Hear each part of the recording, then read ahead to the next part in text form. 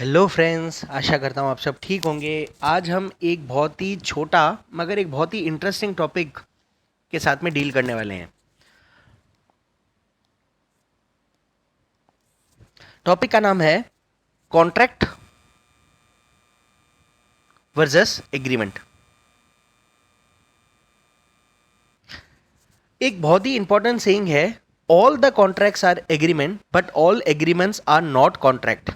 अगर मैं इसका एक वेन डायग्राम बनाऊं तो एग्रीमेंट जो है एक वाइडर टर्म है और कुछ उसके अंदर विशेषताएं होंगी तो वो क्या बनेगा, एक कॉन्ट्रैक्ट बनेगा। तो इस हिसाब से हम कह सकते हैं कि all the contracts are agreement but all the agreements are not contract.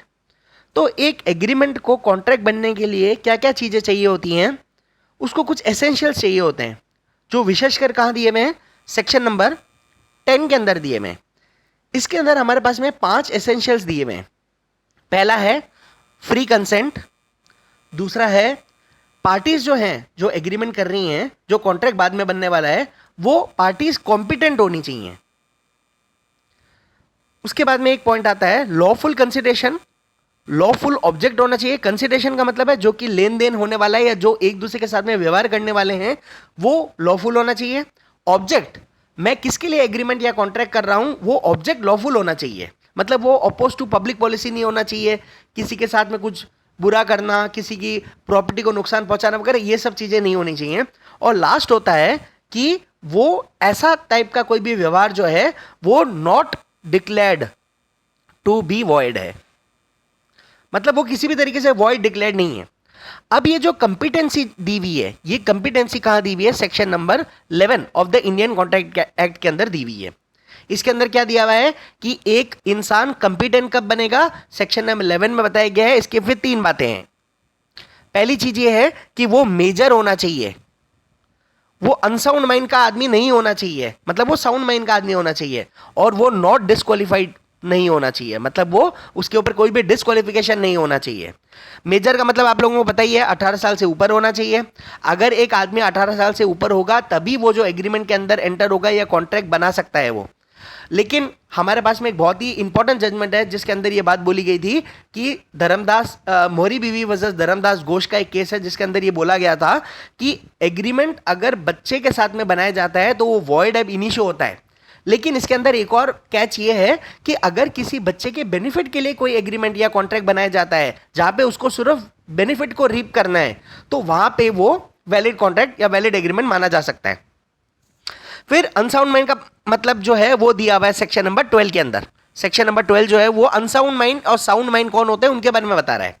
तो वो बताता है साउंड माइंड क्या होता है। साउंड माइंड वो इंसान होता है जिसकी एक प्रॉपर अंडरस्टैंडिंग हो, जिसकी एक प्रॉपर अंडरस्टैंडिंग है, और दूसरा वो एक रेशनल जजमेंट फॉर्म करने के लिए रेशनल जजमेंट फॉर्म कर सकता है। मतलब उसका अच्छा क्या है, उसका बुरा क्या है, वो ये सब इंसान समझ सकता है। तो हम कहेंगे कि हाँ भाई ऐसा इंसान जो है वो एक करेक्ट थिंकिंग का आदमी, एक साउंड माइंड है।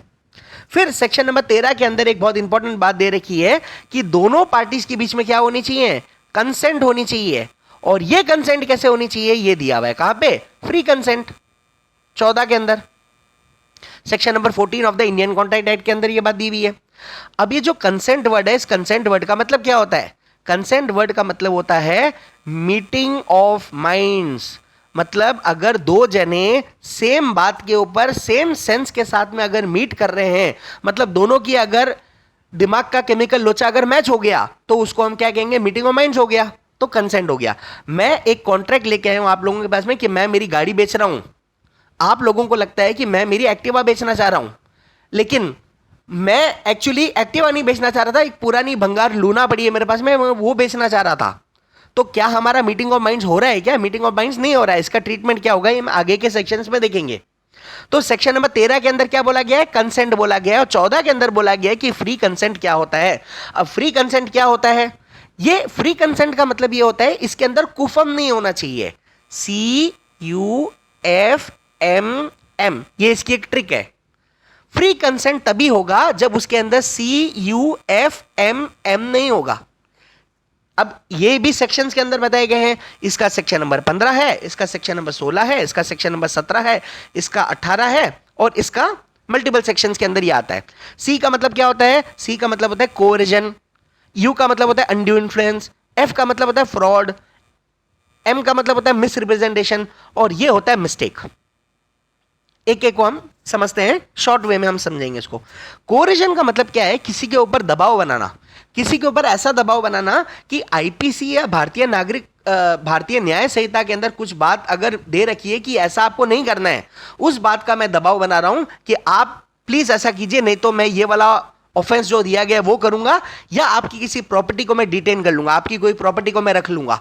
अगर मैं ऐसा जोर किसी को है ना, मतलब किसी को जोर जबरदस्ती कर रहा हूं, तो यह माना जाएगा कि मैंने उसके साथ में कोरिजन किया है। ठीक है। और यू का मतलब क्या होता है? Undue influence. अनड्यू इन्फ्लुएंस का मतलब यह है कि अगर कोई इंसान कोई डोमिनेंट पोजीशन पे है, जैसे कोई टीचर है, वो स्टूडेंट के लिए एक डोमिनेंट पोजीशन के अंदर आ सकता है। कोई पेरेंट्स है, वो अपने बच्चों के लिए डोमिनेंट पोजीशन के अंदर आ सकते हैं। कोई गुरु है, वो गुरु जो है वो अपने बच्चे के लिए वो एक क्या है, हमेशा डोमिनेटिंग पोजीशन के अंदर आ सकता है। तो ये बात है अनड्यू इन्फ्लुएंस का, कि अगर कोई इंसान अपना इन्फ्लुएंस, अपना वर्चस्व को इस तरीके से दिखा रहा है और बोल रहा है कि नहीं, मेरे को आप कोई चीज सस्ते में दो, मेरे को आप चीज कोई फ्री में दो। जैसे कोई इन्फ्लुएंशियल आदमी है, वो मुझे कह रहा है कि आप मुझे अपनी गाड़ी जो है वो बहुत सस्ते में दे दो, तो मैं क्यों दूंगा? मेरे को जबरदस्ती ये चीज देनी पड़ रही है। क्यों? क्योंकि उसका मुझ पर एक अनड्यू इन्फ्लुएंस चल रहा है। फिर होता है सेक्शन नंबर 17 के अंदर फ्रॉड, और 18 के अंदर मिस रिप्रेजेंटेशन। फ्रॉड और मिस रिप्रेजेंटेशन में अंतर यही है, फ्रॉड का मतलब यह होता है कि मैंने किसी को कुछ ऐसा प्रॉमिस किया है जिसको मैं कभी फुलफिल करने ही नहीं वाला हूं, या मैंने कोई ऐसा प्रॉमिस किया है, ऐसी कोई बात बोली है मैंने जो मुझे पता है कि बिल्कुल गलत है, तो वो हो गया फ्रॉड। और अगर मैंने इनोसेंटली कोई अगर प्रॉमिस किया है और बाद में मुझे ये पता चलता है कि मैंने जो पहले प्रॉमिस करी थी वो अनजाने में गलत कर दी थी, तो वो होता है मिस रिप्रेजेंटेशन। इन दोनों का एग्जाम्पल मैं आपको समझाता हूं। एक घोड़ा है जिसको मैं बी को बेचना चाहता हूं। अब हमारे बीच में क्या कॉन्ट्रैक्ट हो रहा है? मैं इसको घोड़ा दूंगा और ये मुझे क्या देगा? पैसे देगा, कंसिडरेशन के अंदर पैसा देगा मुझे। मुझे अगर पहले से ही पता है कि घोड़े के मान लो किडनी में, लिवर में कोई प्रॉब्लम है, जो मैंने इस आदमी को बताना चाहिए था और मैंने नहीं बताया, और मैंने इसका व्यवहार कर लिया, मैंने इसका एग्रीमेंट कॉन्ट्रैक्ट वगैरह बना लिया, तो ये आएगा फ्रॉड की कैटेगरी के अंदर। लेकिन अब मैं कोई वेटनरी डॉक्टर तो हूं नहीं, मुझे एक्चुअली पता ही नहीं है कि उस घोड़े के अंदर कोई प्रॉब्लम है, और मैंने बोला हाँ हाँ भाई घोड़ा बिल्कुल ठीक है, आप देख लो ये घोड़ा बिल्कुल ठीक यहाँ पे खड़ा है, मैं रोज इसको राइड पे लेके जाता हूं, आप इसको ले लो। अब अगर मान लो कि मुझे खुद को ही नहीं पता था कि उस घोड़े के अंदर कोई प्रॉब्लम है और मैंने इनोसेंटली एक ऐसा स्टेटमेंट दिया है, तो वो आएगा मिस रिप्रेजेंटेशन के अंदर। इन सब का इफेक्ट क्या होगा? अगर कोई CUFMM के अंदर अगर कोई इन चीजों के अंदर अगर आता है तो वो क्या हो जाएगा? वॉइडेबल कॉन्ट्रैक्ट होगा। वॉइडेबल का मतलब होता है कि जो पार्टी सफर कर रही है वो पार्टी अब ये चयन करेगी कि मुझे आगे कॉन्ट्रैक्ट के अंदर चलना है या नहीं चलना है, मुझे आगे ये व्यवहार को कंटिन्यू करना है या नहीं करना है। इसको सेक्शन नंबर 19 के अंदर बताया गया है, इसको सेक्शन 19A के अंदर बताया गया है, इसको सेक्शन 19 के अंदर, और इसको भी सेक्शन 19 के अंदर इनका बताया गया है कि ये वॉइडेबल माने जाएंगे। ये सब इसी सेक्शन के अंदर बताए गए हैं कि ये वॉइडेबल माने जाएंगे। लेकिन मिस्टेक के बारे में अब एक बहुत इंपॉर्टेंट बात अपन को सीखनी है। मिस्टेक के अंदर क्या होता है? मिस्टेक दो टाइप की चीजों का होता है, मिस्टेक ऑफ फैक्ट भी होता है और मिस्टेक ऑफ लॉ भी होता है। अब मिस्टेक ऑफ फैक्ट के अंदर हमारे पास में दो सेक्शंस हैं, section number 20 and section number 22, और इसके लिए हमारे पास में सेक्शन नंबर है सेक्शन नंबर 21। ऑब्वियसली मैं ये सारे सेक्शंस जो बता रहा हूं वो इंडियन कॉन्ट्रैक्ट एक्ट के ही बता रहा हूं।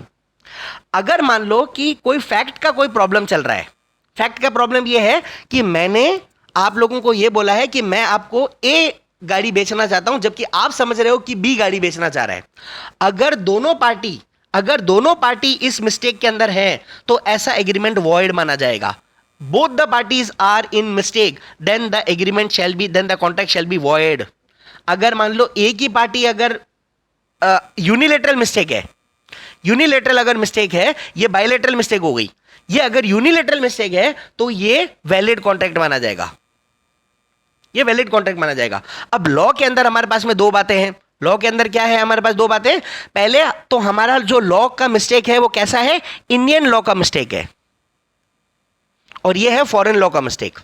मतलब हमने कोई एग्रीमेंट या कोई कॉन्ट्रैक्ट बनाया था जहां पे कोई इंडियन लॉ फॉलो हो रहा था, या हमने कोई ऐसा एग्रीमेंट या कॉन्ट्रैक्ट बनाया जहां पे कोई फॉरेन लॉ इंप्लीमेंट हो रहा था। मान लो हमने जापान के कोई लॉ के ऊपर हमने कोई इधर इंडिया के अंदर कोई एग्रीमेंट या कोई कॉन्ट्रैक्ट कर रखा है, तो उनके कैसे ट्रीटमेंट होंगे।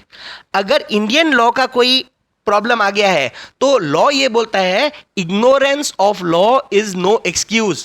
मतलब अगर किसी भी पार्टी को अगर इंडियन लॉ नहीं पता है तो ये सरकार की या कानून बनाने वालों की कोई गलती नहीं है। आपका एग्रीमेंट 100% वैलिड माना जाएगा। आपको कॉन्ट्रैक्ट करने से पहले, एग्रीमेंट करने से पहले आपको लॉ की अच्छे से जानकारी होनी चाहिए थी। इसीलिए तो कहते हैं कि आपको किसी अच्छे मंझे हुए आदमी से, कोई वकील साहब से आपको एक एग्रीमेंट तैयार करवाना चाहिए। तो अगर मान लो आपने इंडियन लॉ का कोई मिस्टेक कर दिया है, वो एग्रीमेंट के अंदर किसी को कुछ फायदा नहीं होगा, दोनों पार्टीज को वो एग्रीमेंट को फुलफिल करना ही पड़ेगा।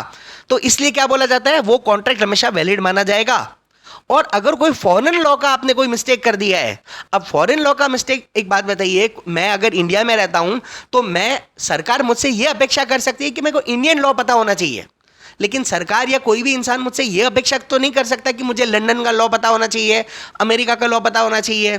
तो अगर मान लो कि आपने कोई एग्रीमेंट, कोई कॉन्ट्रैक्ट या कोई व्यवहार ऐसा किया है जहां पे फॉरेन लॉ वहां पे लिखा हुआ था और वहां पे अपन ने कोई गड़बड़ कर दी, कोई मिस्टेक कर दी, तो ऐसे मिस्टेक को क्या माना जाएगा, as a mistake of fact माना जाएगा और ये एक्सक्यूजेबल हो जाएगा। फिर इनका ट्रीटमेंट जो है वो सेक्शन नंबर 20 और 22 जैसे मैंने पहले बताया था उसी तरीके से हो जाएगा। आशा करता हूं ये एक छोटा सा टॉपिक आप लोगों को समझ में आया होगा। वक्त की कमी के चलते शॉर्ट में मैंने समझाने की कोशिश करी है। Thank you.